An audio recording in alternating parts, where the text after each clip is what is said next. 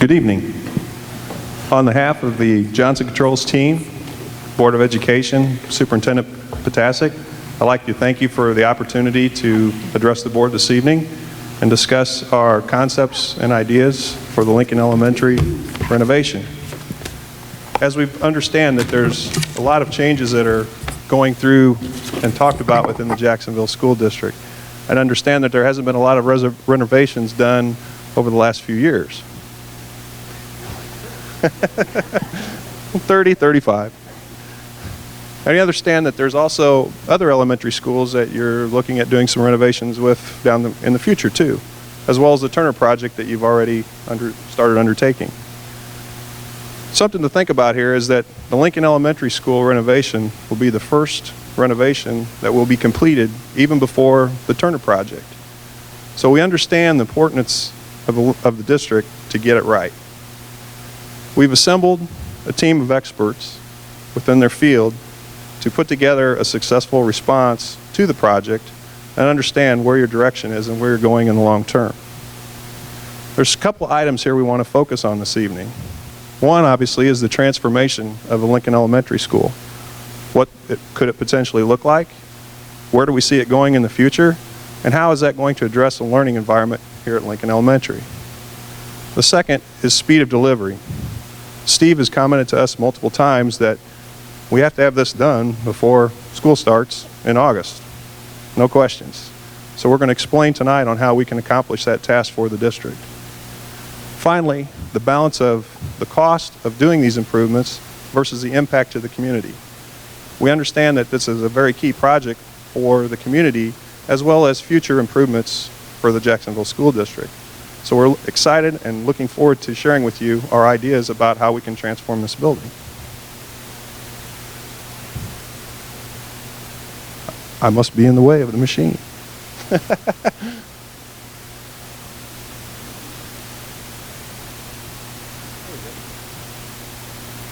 In front of you, we've put together a placemat of the group that is working together under the Johnson Controls Performance Contract Agreement. At the top, we have Dan Hose to my right. He's a developmental engineer that's been working with us on the project.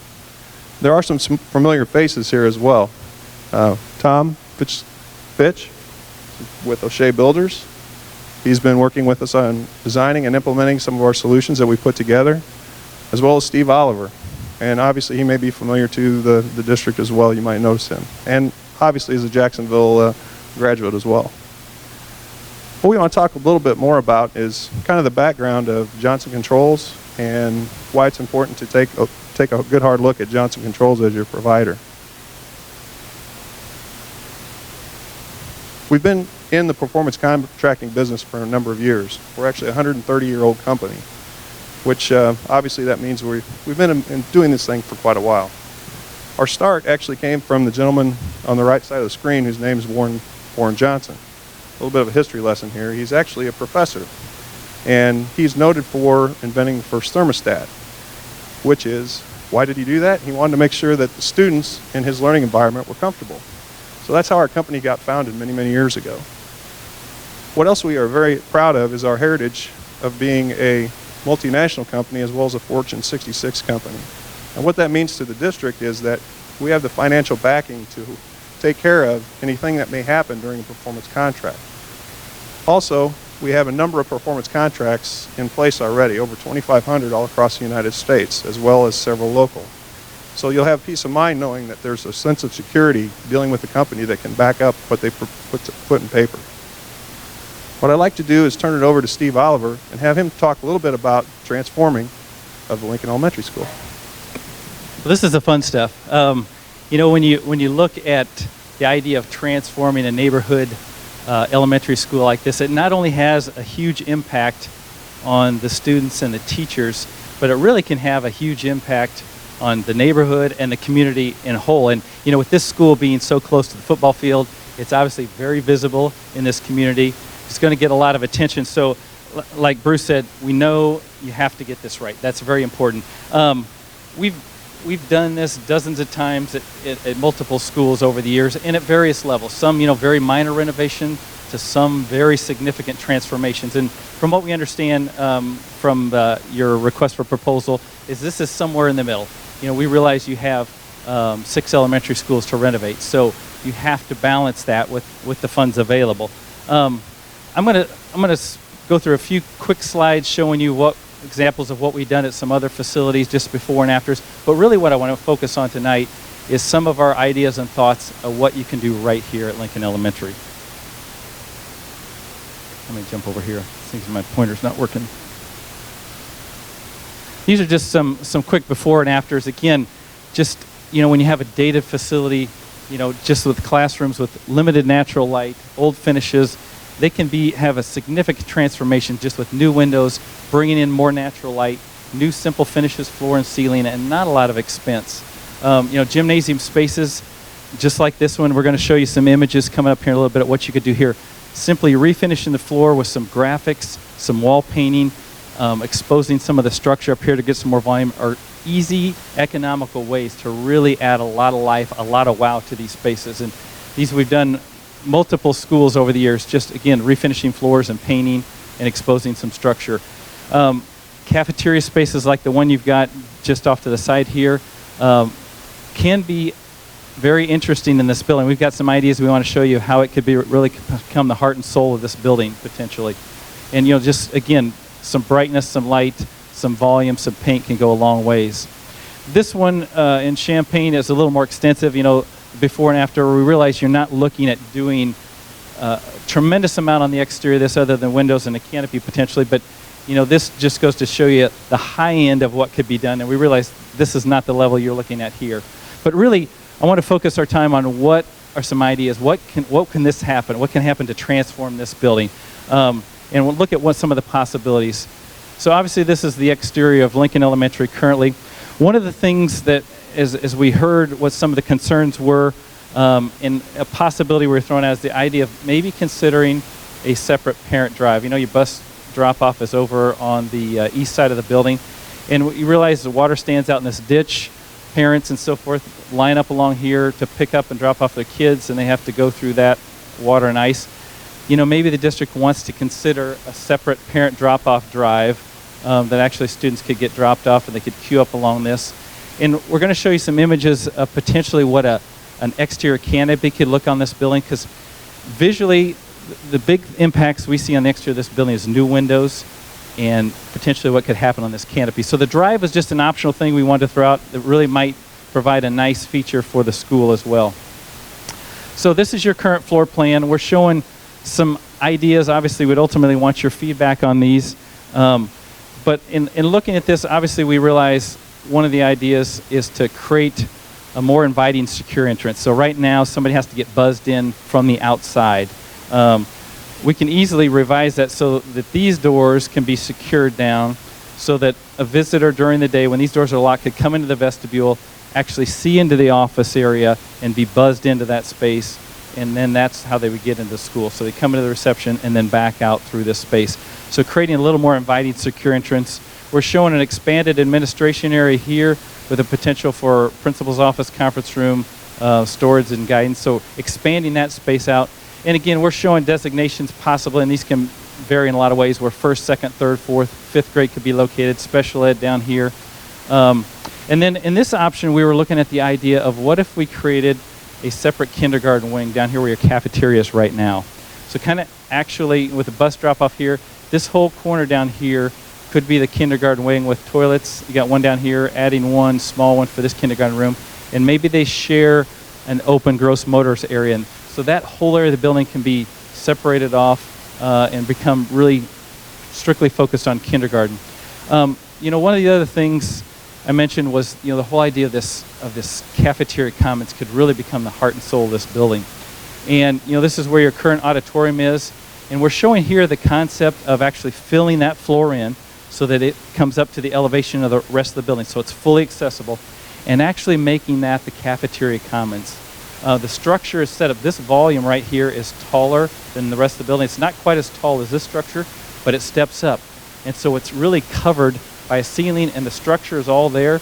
So this could easily have a high volume and be the heart and soul of the building. And then we're looking over here. This could be more the media center component, which has a lower roof. We could have a security gate that could be closed here so that that area could be secured off when you have evening activities. Maybe you open this up to the community, and this becomes a focal point. But then the media center portion could be secured off from the rest of the building during the evening. And then this makes a great access where doors could be added at the end of this gym that would feed right into that common space. That becomes the overflow space, halftime break, that sort of thing. So it really, as you come in the building, this is what you see. It's right there in front of you. It really becomes a focal point, and then it feeds right into the gymnasium.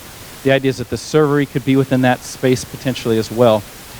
The other thing, as we were thinking about this, it's going to be probably 2 years before your sixth graders are going to be moving out of this facility into Turner. And so for that period of time, from the fall of 16 to the fall of 18, you still have to house sixth graders in here, but ultimately they're going to be gone. And so we were looking at the idea of, these areas, this classroom maybe has become sixth grade, maybe this one's sixth grade. In that interim period, then maybe that gets converted over with, a very simple conversion to like a STEM lab or something like that. So it has a future use. And then this becomes dedicated to art and music. It's a larger room. But in the interim, those could function as the sixth grade classrooms, and maybe there's art on the cart or those sort of things. Obviously, looking at renovations of the restrooms to bring those up visually and plumbing-wise as well. So just some high-level thoughts on the floor plan. Again, this is your cafeteria now. The idea of actually bringing that into your auditorium space, and actually that's the structure that you have above all of that. So we're showing in the background, this would be the media center area over here to the side. So where these columns are, that could be where the security gate is closed off to prevent access from that in the evening. But this could be the server here, new doors on each side over here, which would be on the end, would actually feed into the gym. So this could become your cafeteria, commons, and be right in the front entry. So one concept there that we had considered. Obviously your gymnasium, the space we're in right now, we talked about with some very economical treatments of refinishing the floor, painting the graphics, wall graphics. This space could really become pretty interesting, pretty dynamic. The bleachers, since there's only 4 rows, those could potentially be replaced with a plastic module that gives you a little more visual pop as well. And then at the end, oops, I went too far. You can see the doorways. These are the 2 doors we're talking about that would actually lead back into the commons area as well. So this could become a very attractive space without a lot of cost. We're showing basically exposing the steel beams up here and getting that volume back as well. Of course, on the outside, that can have another huge visual impact. We're seeing, again, showing the option of a potential drive. That may be something that you decide it's not important to spend that money, but we at least want to throw that out there as an option. But we're showing the possibility of, again, showing all new windows, replacement windows throughout the building. That's going to have a huge visual impact on this building because probably almost 2/3 of the building are windows right now. And of course, they've been closed off. So bringing that back in with some panels in between to minimize the amount of sunlight in there. And then looking at really a nice entry canopy so folks could potentially drop off under the canopy, or if you decide not to do the drive, this sidewalk leads right out the front door out to the street, out to Independence Drive there. But really doing something that's freestanding that really makes a nice visual statement to the front of the building, can really have a drastic impact on the exterior. So I'm going to turn it over to Tom, who's going to talk about the delivery.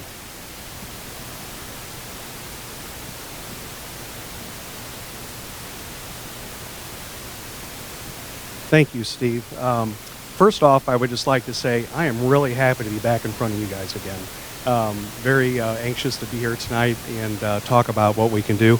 Also, I just love the fact that this is called performance contracting because I think it's going to take a performance to pull this job off and get it done by the time school starts next fall. And that's what I want to talk to you a little bit about. As we looked at this project over the last couple weeks, we didn't just kind of take a quick glance at it and just kind of generalize whether or not we thought we could get this done or not. We pretty much dug in, and I'm not sure what's going on outside out there.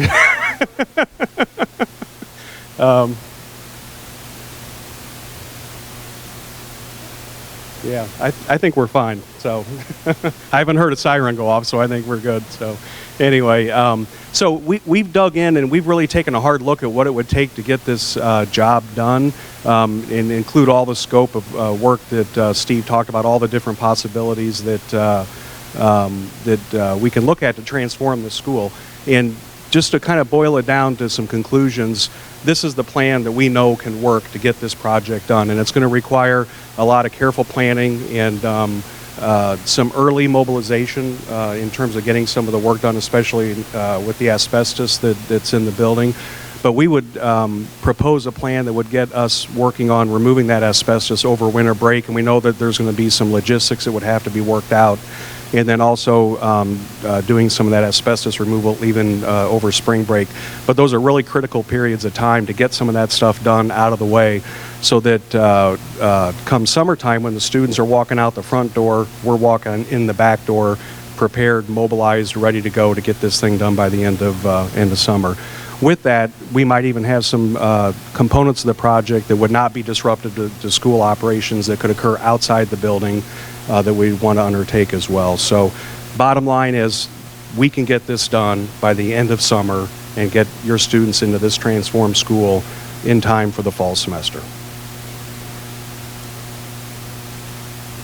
The other thing that we've been doing over the last couple of weeks is really trying to balance the cost of these proposed renovations and the impact. And so we've gotten a little bit of feedback from you, but not as much as we'd like. So there's a very important step that has not occurred yet in terms of really understanding what your priorities are and what your investment wants to be in this project, because we know right now the needs outstrip the available funds.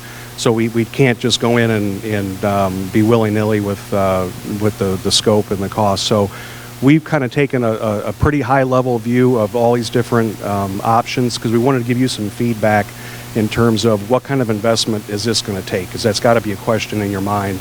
And, you know, what ballpark are we in? So just cutting to the chase, we landed on a cost range of $4.8 million to $5.7 million. It's a range because we don't know for sure, you know, where your priorities are. We have a pretty good idea. Again, a lot of hard work and energy has gone into this. We've gone in with our team of estimators. We've talked to subcontractors. We've talked to asbestos abatement contractors to find out how much time they need to come in and do the work, what kind of premium might be available to work multiple crews at one time. We've really dug in to understand all the different costs that are involved, so I can stand here in front of you today and say we've got the utmost confidence that we can deliver this project in that cost range, again, depending upon what specific items you want to include, which I'm going to talk a little bit about what that is. So as Steve indicated in some of the plans that you've seen here, that common space that he talked about would kind of provide a nice wow factor, which, you know, I think is important from some of the feedback that we've heard. The entry canopy, new windows and doors, an efficient HVAC system and temperature controls, upgraded toilets, flooring finishes, ceiling finishes would all be either replaced or upgraded. New electrical, lighting, asbestos abatement, all these types of things would definitely be included in the project. And then above and beyond that, even, enhancements that maybe wouldn't necessarily be your first priority, but after looking at them and understanding the cost, you might say, well, geez, that's something we definitely would want to invest in. So Steve talked about the parent drop-off drive, and again, that was just our idea as a result of hearing some feedback about parents not being happy of having to walk through a water-filled ditch coming up to the front of the building, that we thought this would be an opportunity to do something to fix that. Site lighting, which I think when we pulled up tonight, we kind of noticed that, you know, a safety issue that we could possibly address that definitely could be improved. As far as improving the image of the district, which I believe is important, you know, some good landscaping can go a long way. It's important for the community to see, you know, progress and have pride in their schools. The new bleachers in this space, LED lighting, very efficient light fixtures, a fire sprinkler system. Again, a safety issue that we could definitely consider. And as I mentioned, you know, we want your feedback. So there may be other items here that you are thinking about that we haven't thought about, that we want to ferret out over the next several weeks and months to figure out how to make this project your project to meet all the needs that you have. So with that, I could talk all day. I better take my cue and hand it over. So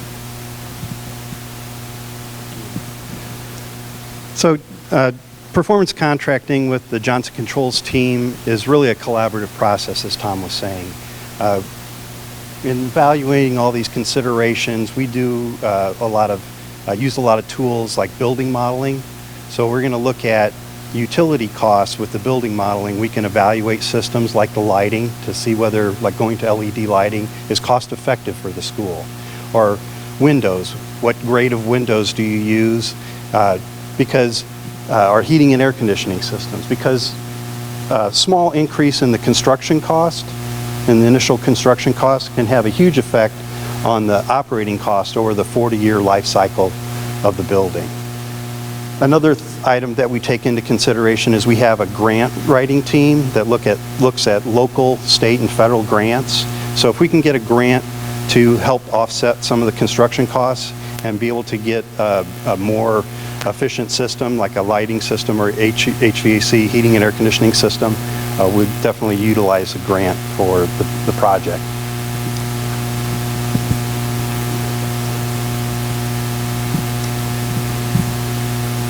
We've assembled this team to ensure the success of the project. This team has the ability to transform Lincoln Elementary School. We are able to provide the speed of delivery that's required while balancing the cost versus the impact. We are confident that when the community sees the completed project, that they will ask, how can we do this to all of our elementary schools?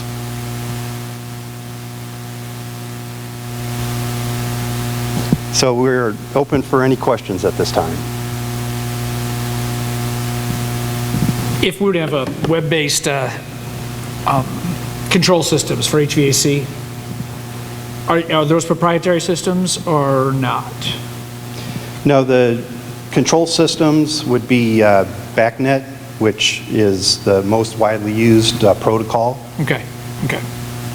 For the board, one of the things we want to watch as we went into this, I had somebody speak to me in general about this, that if you get a web-based system with one building that's very proprietary for a type of HVAC system, and then you go to 5, 6 other buildings, you've narrowed your options in the other buildings. Does that make sense?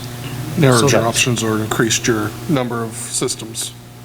Or increased your number of different web systems you're working on, and you don't want either of those two. Okay, thank you.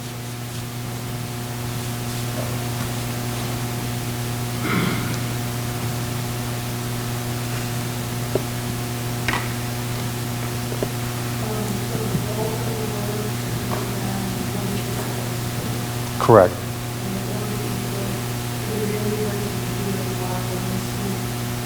There's some possible work that we could do, say on the outside of the building where it wouldn't affect the learning environment. So we would do that in conjunction with the school district, that we would make sure that you felt that it would not disrupt school in any way before we would do that work.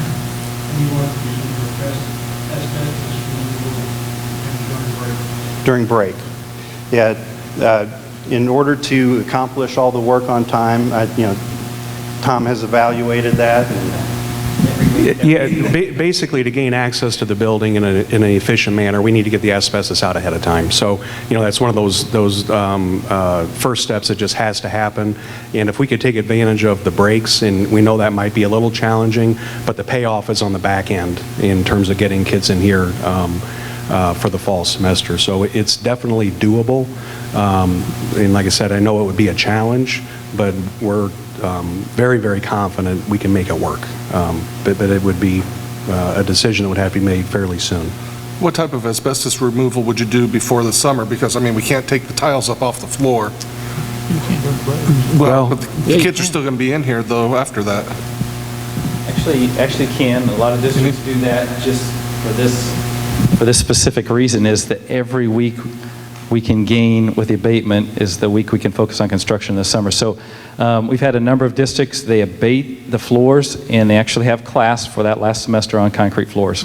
Not ideal, but certainly doable. And again, it's trying to keep in mind the long-term vision of what's going to happen 6 months or 8 months from there. So it's something we've been a part of many times. It's not been an issue. It's more of an aesthetic thing. And it's find that teachers get used to it pretty quick. And I think the excitement of this is happening for the teachers, Yeah. and a lot's going to be overcoming. You know, because in a perfect world, if we could do the abatement and all the construction after the kids are out, that would be ideal. But that is such a small window for the extent of work you're talking here. That's really, really tough to do. And I don't think that would be a good decision, because I just think it would be very, very difficult to try to accomplish that. Pardon? To abate. Yeah, that's why getting that jump start over Christmas and spring break is going to be huge for the success of this time frame.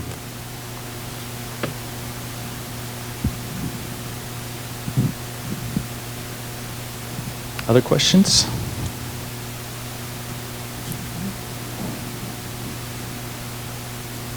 I guess not. All right. Well, thank you very much. On behalf of our whole team, we're very excited about this potential project, and we know how important it is to get this right, and we really would love to be a part of it. So thanks again for your time this evening. Thank you. Thank you.